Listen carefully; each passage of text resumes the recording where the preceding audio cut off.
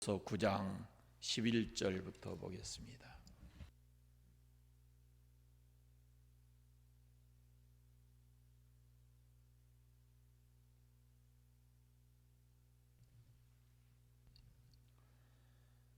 전도서 9장 11절부터 18절 말씀.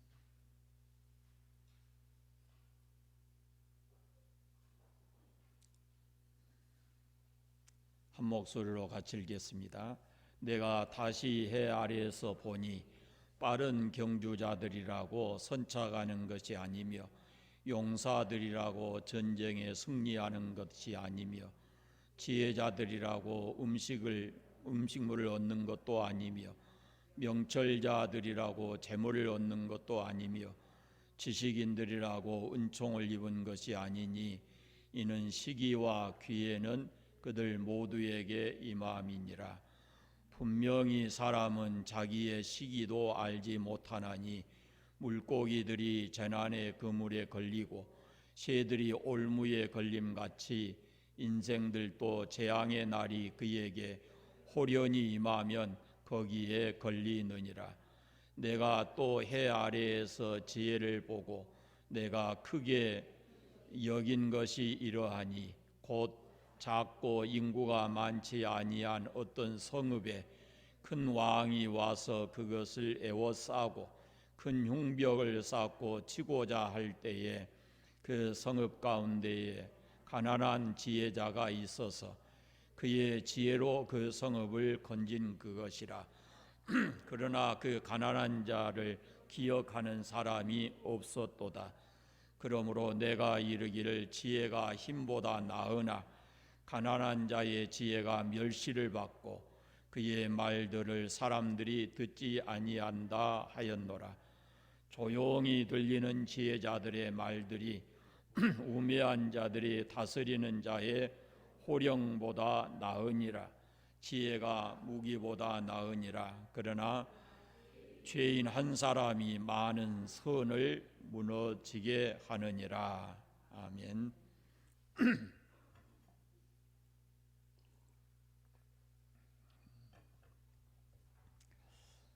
오늘 본문을 통해서 우리가 배워야 될 진리가 있는데 그것은 사람은 자기 앞날을 모른다라는 것입니다. 11절 말씀을 한번 다시 읽어보겠습니다. 내가 다시 해 아래에서 보니 빠른 경주자들이라 선착하는 것이 아니며 용사들이라고 전쟁에 승리하는 것이 아니며 지혜자들이라고 음식물을 얻는 것도 아니며 명철자들이라고 재물을 얻는 것도 아니며 지식인들이라고 은총을 입은 것이 아니니 이는 시기와 기회는 그들 모두에게 임함이니라. 아멘. 인간의 모든 일이 우리가 원하는 대로 되는 것이 아니다, 그런 말씀입니다. 우리의 모든 일은 우리의 손에 있는 것이 아니고 하나님의 손에 있습니다. 이는 누구도 자신의 미래를 모른다라는 말씀입니다. 실제로 우리의 생활을 통해서 우리가 경험한 대로 우리가 예측하고 계획한 대로 반드시 결과가 이루어지는 것이 아니거든요. 그러므로 우리의 삶의 자세는 장래를 알지 못하지만 하루하루를 최선을 다해야 되고 무슨 일이든지 그날 하루에 성실하게 살아야 된다 하는 겁니다. 그리고 결과는 하나님께 맡겨야 합니다. 사람이 밭을 갈고 씨를 뿌리고 물을 주고 거름을 주는 일을 합니다. 그것도 때에 맞게 해야 하고 정성을 다해야 됩니다. 그러나 그 곡식이 자라게 하고 열매 맺게 하시는 것은 하나님이 하시는 일입니다. 잠언 16장의 말씀을 보면 마음의 경영은 사람에게 있어도 말의 응답은 여호와께로서 나느니라. 너의 행사를 여호와께 맡기라. 그리하면 너의 경영하는 것이 이루리라. 사람이 마음으로 자기 길을 계획할지라도 그 걸음을 인도하시는 자는 여호와시니라 그럽니다. 이 말에도 모사는 제 인이요 성사는 제 천이라 그랬습니다. 이 일이 이루어지는 것은 사람의 생각이나 계획대로 되는 것이 아니고 하나님의 뜻대로 된다 하는 겁니다. 그래서 성경은 우리에게 늘 말씀하기를 너희는 하나님을 의지하라 이렇게 말씀하고 있습니다. 잠언 27장에 너는 내일 일을 자랑하지 말라 하루 동안에 무슨 일이 일어날는지 알 수 없음이니라. 야고보서에 보면은 참 실질적인 교훈의 말씀이 있는데요. 들으라 너희 중에 말하기를 오늘이나 내일이나 우리가 어떤 도시에 가서 거기서 1년을 머물며 장사해서 이익을 보리라 하는 자들아 내일 일을 너희가 알지 못하는도다. 너희 생명이 무엇이뇨?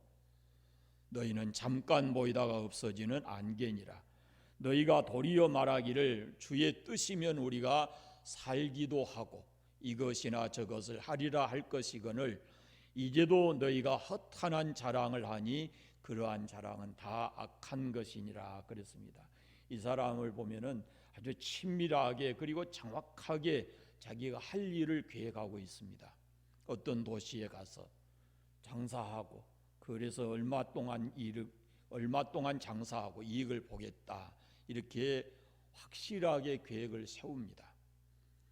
결과까지도 자기가 미리 아마 내다봤어요. 이익을 얼마쯤 볼 것이다 이렇게. 그러나 사람이 아무리 철저하게 계획하고 힘써 노력해도 그것을 하나님이 허락하시지 않으면 사람의 세운 계획은 헛되다라는 것을 말씀합니다. 너의 생명이 무엇이냐? 잠깐 보이다가 없어지는 안개니라 그럽니다. 예수님께서 말씀하신 한 부자의 비유를 여러분 기억하시겠죠. 부자가 밭에 소출이 넉넉하게 되니까 국리 끝에 있던 곳간을 다 헐고 더 크게 짓고 거기다가 곡식과 물건을 많이 쌓아두고 그가 마음먹은 대로 창고도 짓고 거기 다 채워놓고 자기 자신에게 하는 말이 내 영혼아 많이 쌓아놨다 이제 먹고 마시고 즐기자 이럽니다. 그러나 하나님께서 그에게 이렇게 말씀하십니다. 어리석은 사람아 오늘 밤에 내 영혼을 도로 찾으리니 그러면 내가 쌓아놓은 것이 누구의 것이 되겠느냐 이렇게 말씀하셔요. 우리는 모든 일을 계획하고 노력해야 합니다. 철저하게 계획할 필요도 있고 계획한 것만큼 노력도 해야 됩니다. 그리고 성실하게 하루하루를 살아야 됩니다. 그러나 꼭 기억해야 될 것은 세상은 우리의 계획대로 우리가 노력한 대로 되지 않는다라는 것입니다. 큰 일이든지 작은 일이든지 하나님이 도와주셔야 합니다. 그래야 우리가 이것저것을 할 수 있다 이렇게 말씀해요. 잠언 19장에 사람의 마음에는 많은 계획이 있어도 오직 여호와의 뜻만이 온전히 서리라 그럽니다. 사람이 이런저런 계획할 수 있습니다. 그러나 결국은 하나님의 뜻만이 이루어진다라고 말씀한 겁니다.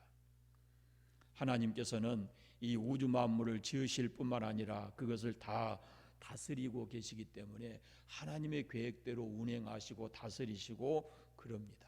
내 생각, 내 계획이 안 이루어져도 하나님의 계획은 차질 없이 그대로 가는 것이거든요.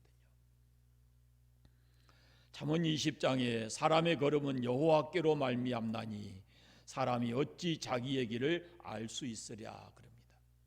사람의 걸음은 여호와께로 말미암는다 그럽니다.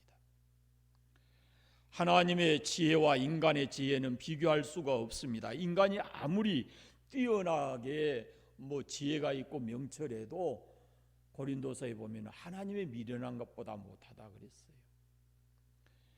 그러므로 인간은 온전히 하나님을 의지해야 합니다. 11절 말씀해 보시면 경주하는데 빠른 사람이 선착하는 것이 당연한 일이겠죠.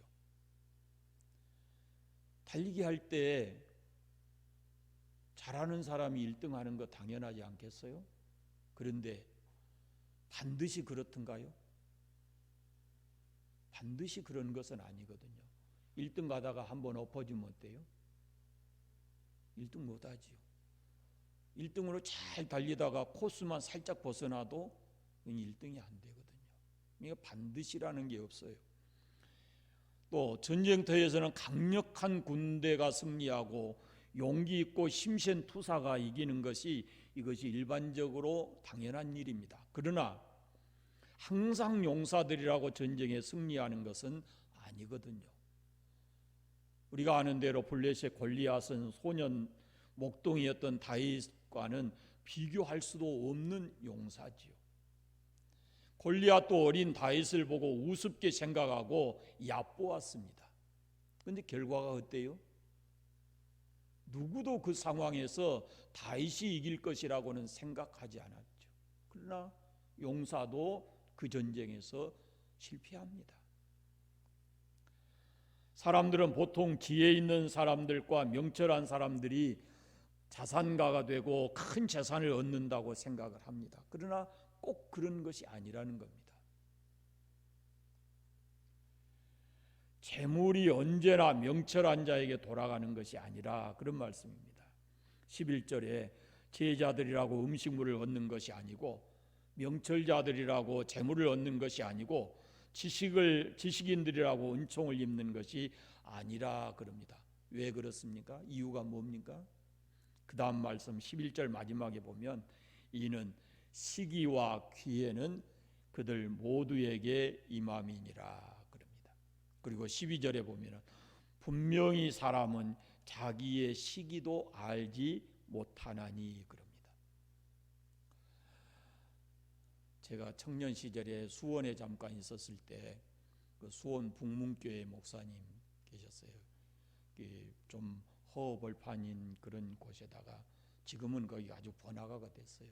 수원 그 야구장 있고 하는 그쪽인데 그분이 경주에서 올라오셔가지고 거기다가 교회를 개척해서 교회를 시작을 했었습니다. 제가 청년 때 거기를 이렇게 나다녔는데 교회를 다녔는데 그 목사님이 저만 만나면 늘 하는 얘기가 있어요. 신 선생, 고향에 땅덩어리 있으면 그거 팔아가지고 여기 빨리 사. 그래. 고향에 땅덩어리 팔 것도 없거니와 지금 거기가 그렇게 될 줄은 아무도 몰랐거든요. 그분은 좀 뭐 내다본 게 있었는가 모르겠어요. 근데 지금 가서 보면은 어마어마한 도시가 돼버렸거든요. 거기가. 또 서울의 사촌 형이 그 어설픈 가수한다고 일찍 올라가 가지고 구이동에 살았어요. 구이동, 성동구 구이동에. 그때 그 장로의 신학대학도 가까이 있었고 아차산이라고 하는 것도 있고 그래요. 근데 거기 옛날에는 막 판잣집이었거든요. 가서 보면은요 어마어마하거든요. 거기가 어린이 대공원에서 조금 더 지나가면 구이동이거든요. 사람들이 그거 알았더라면 그때 우리 형님도 거기 땅 샀을 거고 가수 안 하고 집에 논 팔아다가 가수 막 뒤댔거든요. 논 팔아다가 그 땅 샀으면 지금 어마어마하게 갑부됐을 거예요. 사람도 그 시기를 모릅니다. 그래서 반드시 지혜 있는 사람이라고 해서 재물을 얻는 것이 아니다 하는 겁니다. 12절 뒷부분에 보십시오. 물고기들이 재난의 그물에 걸리고 새들이 올무에 걸림같이 인생들도 재앙의 날이 그들에게 호련히 임하며 거기 걸리느니라 그랬습니다. 사람은 자기의 시기를 알지 못합니다. 우리의 날, 우리의 시간을 모릅니다. 우리 앞에 어떤 환란이 있는지 그건 모릅니다. 내일 일 모릅니다. 한날에 혹 한밤에 무슨 일이 생길지도 우리는 모르는 겁니다. 생각해 보면 이것이 하나님께서 인간에게 베푸신 은총 중에 하나입니다. 내일 일을 모르고 사는 것이 이것이 그의 복입니다. 그래서 그날 하루하루 즐겁고 행복하게 살아야 합니다. 만일 내일 일을 나중에 될 일을 다 안다고 생각하면 사실은 두렵고 불안하고 해서 오히려 더 힘든 인생을 살지 모르겠습니다. 우리가 생각할 때 틀림없이 좋은 일이고 잘 될 것 같은데 난관에 부딪히고 함정에 빠지고 그럴 수도 있습니다. 그걸 우리가 모르는 겁니다. 물고기가 재난에 그물이 걸리고 새들이 올무에 걸림같이 인생들도 재앙의 날이 그들에게 호련히 임하면 거기 걸린다 그랬습니다. 물고기와 새들이 그들의 유혹하는 그 그물과 올무에 걸림같이 인간도 그와 비슷하다 그런 말입니다. 사실 우리가 새해를 맞으며 1년을 어떤 계획을 세우는데 우리의 1년 계획 속에는 이게 재앙이라는 건 없습니다. 어떤 사람이 자기 1년 계획 속에 이 달은 이렇게 힘든 일이 있을 것이다 그러면서 미리 거기에 대한 대비를 합니까?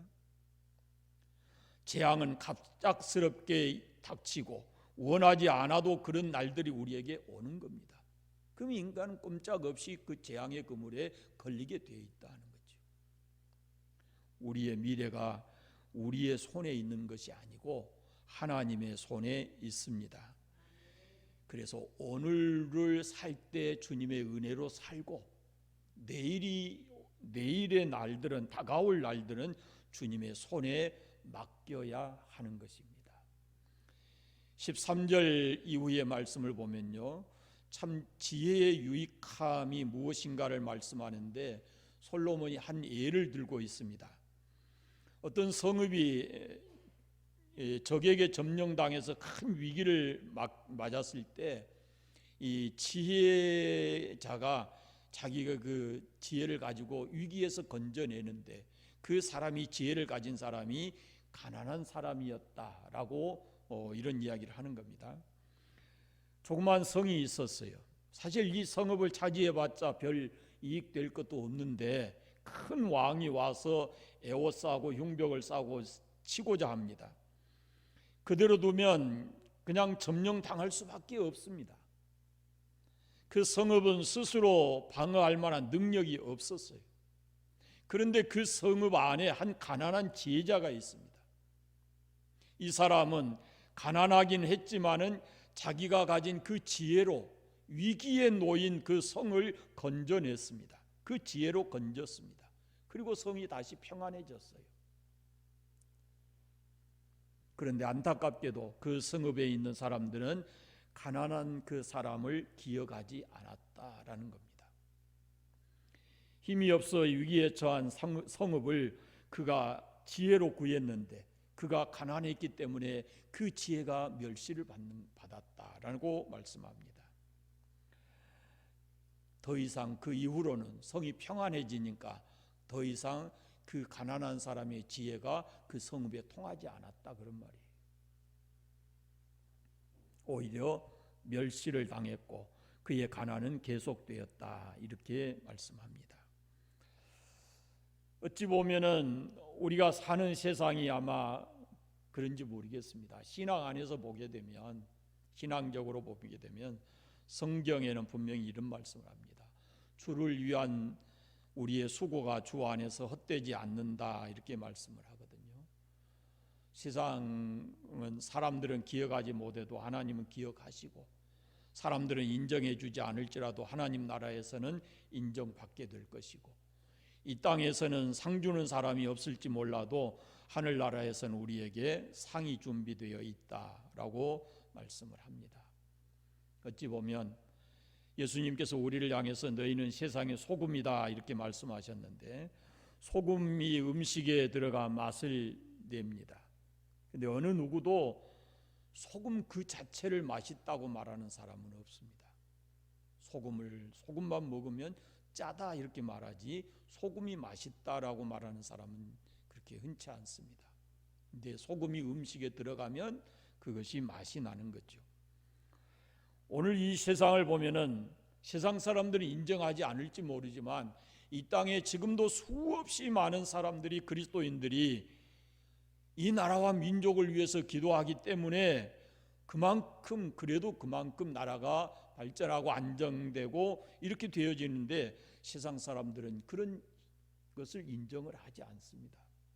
오히려 조그마한 문제가 생기면 그 화살이 기독교인들에게 오고 기독교인들을 비난합니다.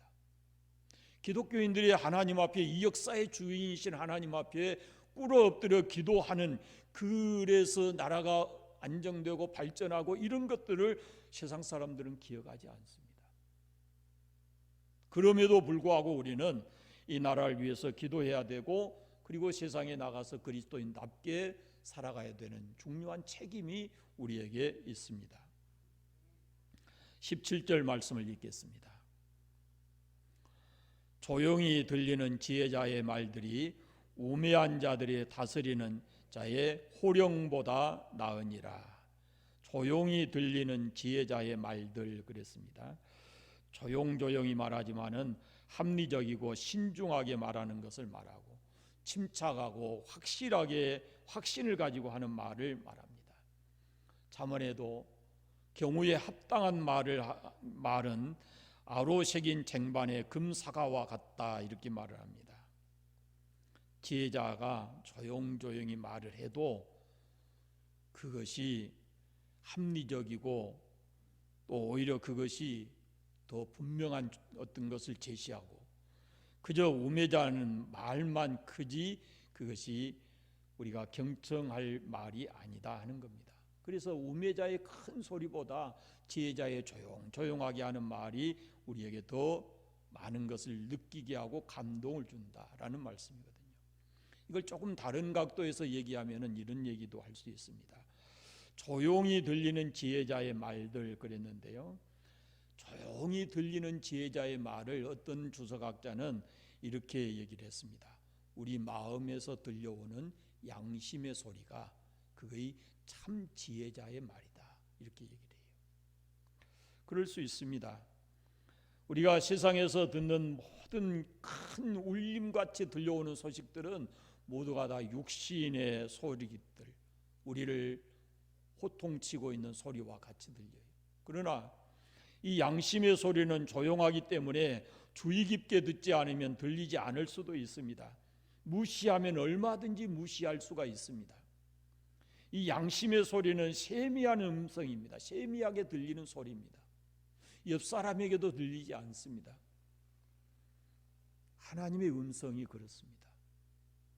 들으려고 마음의 준비를 하지 않으면 하나님의 말씀은 들려오지 않습니다. 교회 나온다고 또 다 듣는 것도 아닙니다. 들을 마음의 자세, 준비가 되어 있어야 합니다. 그래서 요한계시록에는 거듭거듭 말씀하시기를 귀 있는 자는 성령이 교회들에게 하시는 말씀을 들을지어다 라고 말씀합니다. 들으려면 귀를 기울여야 됩니다. 듣는 사람은 복이 있습니다. 그냥 무시해버리고 많은 사람은 물론 안 들릴 수도 있고, 그 안 들리게 되면은 그 사람이 자기 생각대로 사는 겁니다. 자기 소견대로, 사사기에 있는 대로. 하나님의 말씀은 계속 들려오지만 자기 귀에 안 들리기 때문에 그 다음에 이 사람이 살아가는 방식은 자기 소견대로 사는 겁니다. 자기 생각대로. 많은 신앙인들 중에 지금 그렇게 살아가는 사람이 많이 있습니다. 몸은 교회 왔다 갔다 하지만 하나님의 말씀이 그 귀에 들리지 않아서, 하나님은 말씀하시지만 그 귀에 들리지 않아서, 듣지 못해서 세상 속에 나가서는 자기 소견대로 자기 경험대로 사는 겁니다. 은혜를 많이 받은 사람일수록 하나님의 음성에 예민합니다. 그러나 죄악에 빠져 사는 사람은 양심을 통해서 들려오는 말도 들으려 하지 않고, 더더군다나 하나님의 말씀을 들으려 하지 않습니다. 여러분, 때로 눈 감고 조용히 내 양심에서 들려주는 소리를 들을 필요가 있습니다. 때로는 우리가 세상과 차단하고 하나님의 음성을 들어야 되는 그런 때도 있습니다. 아무것도 방해받지 않고 하나님과 마주 앉아서 그분의 음성을 들어야 될 필요가 있습니다. 그럴 때 우리가 믿음의 확신을 가질 수가 있고 우리의 갈 길을 바로 찾아서 살아갈 수가 있는 겁니다. 마지막 18절을 다시 한번 읽어보겠습니다. 18절 지혜가 무기보다 나으니라. 그러나 죄인 한 사람이 많은 선을 무너지게 하느니라. 그 하반절에 죄인 한 사람이 많은 선을 무너지게 하느니라 그랬습니다.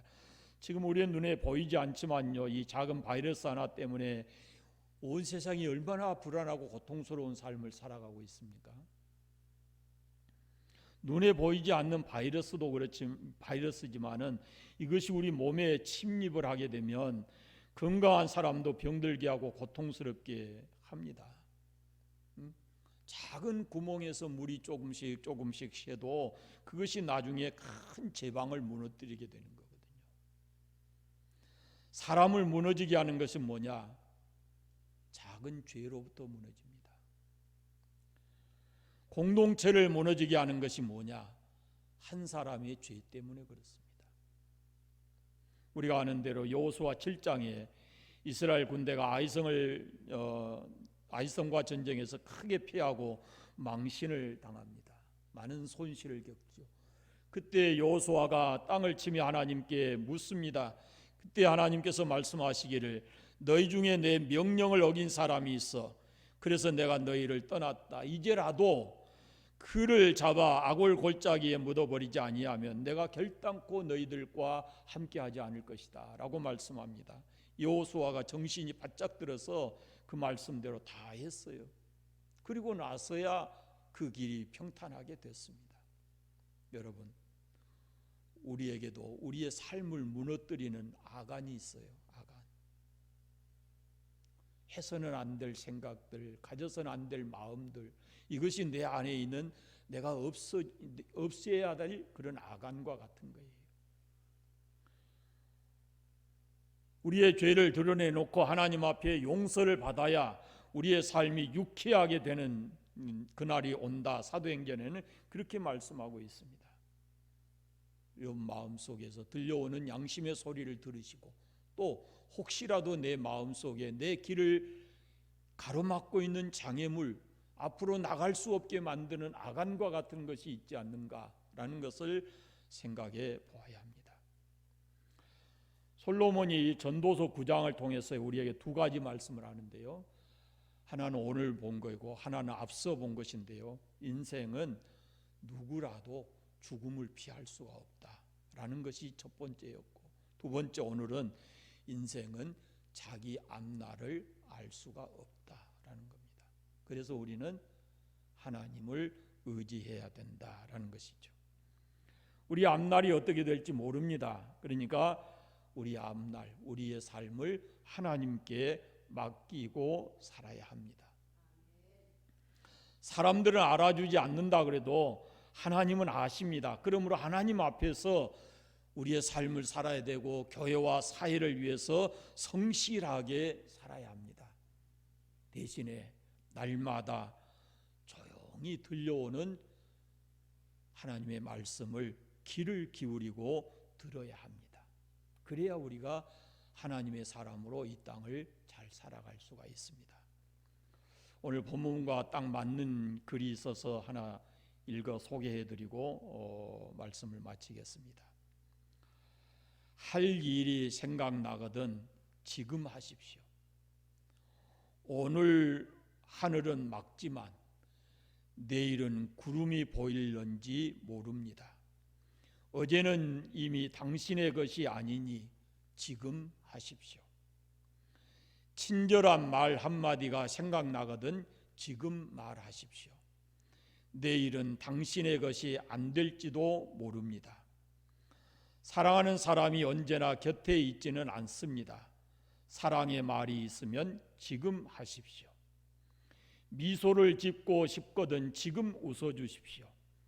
당신의 친구가 떠나기 전에 장미가 피고 가슴이 설레일 때 지금 당신의 미소를 주십시오. 불러야 할 노래가 있으면 지금 부르십시오. 당신의 해가 저물면 노래 부르기엔 너무도 늦습니다. 당신의 노래를 지금 부르십시오. 영국의 유명한 설교가 찰스 스폴전 목사님이 이렇게 써놓았습니다. 내일은 우리에게 안 올 수도 있다라는 겁니다. 오늘 할 일을 하라 하는 말씀이에요. 기도하겠습니다. 하나님 아버지, 감사합니다. 오늘 하루를 주의 은혜 가운데 시작했고 또 이 시간, 오늘 하루 저녁 시간 하나님 앞에 예배함으로 오늘 하루의 삶을 이렇게 살게 하신 은혜에 감사합니다. 아버지 하나님, 우리는 우리의 앞날을 알 수가 없는 연약한 사람들입니다. 전능하신 아버지께 우리를 의지합니다. 우리를 하나님의 권능의 손으로 붙들어 인도하시고 하루하루 우리에게 주어진 삶에 최선을 다하고 성실하게 살아가는 저희들 되게 해주시기를 원하옵고 기도합니다. 우리의 모습을 하나님은 아십니다. 우리의 허물이 무엇인지. 그래서 우리에게 지금도 말씀하시고 채찍질 하시고 깨닫게 하시는데 우리가 회개할 것이 무엇인지를 알게 하시고 하나님 앞에서 하나님의 말씀을 들으며 바른 삶을 살아가는 저희들 되게 하여 주시기를 원하옵고 기도합니다. 아버지, 우리가 살아가는 이 세상 너무 힘들고 어려운 세상 속에 있습니다. 특별히 하나님 택하신 주의 자녀들을 권능의 손에 붙들어 주시고 하루하루 살아가는 동안 안전하게 하시고 주 안에서 늘 감사하고 찬양하며 살아갈 수 있는 은혜를 덧입혀 주시기를 원하옵고 기도합니다. 흩어져 또 주일에 돌아올 때까지 하나님께서 은혜의 장중에 붙들어 주시옵소서. 예수님의 이름으로 기도드리옵나이다. 아멘.